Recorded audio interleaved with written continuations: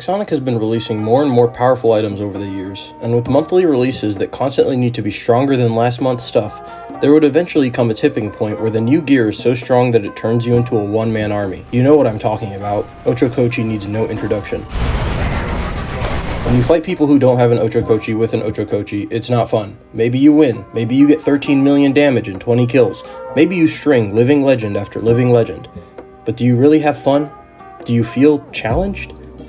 The advantage that an Ochokochi has over literally any other robot, especially when the player doesn't understand that they shouldn't shoot Ochokochi during its ability, is quite significant. It's not impossible to kill Ochokochi with another robot, but it requires a lot of teamwork and skill. And while that might sound fine, it's not fair that one side can win by pressing the button and turning their brain off while the other side needs to be insanely strategic to stand a chance against just one of a potential hanger of 5 Ochokochis. Most of what I've said here can also be extended to Newton, though it's only as overpowered as Ochokochi when there are multiple of them on the field.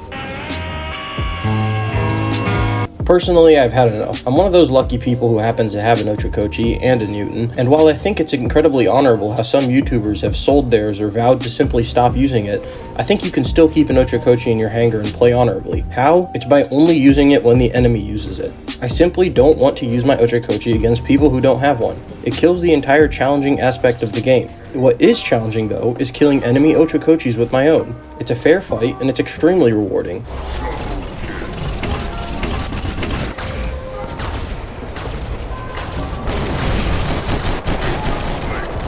Now sure, doing this has certainly caused me to lose games that I could have probably easily won. It's caused me to take second and third place when I could have been first with an 8-figure damage number.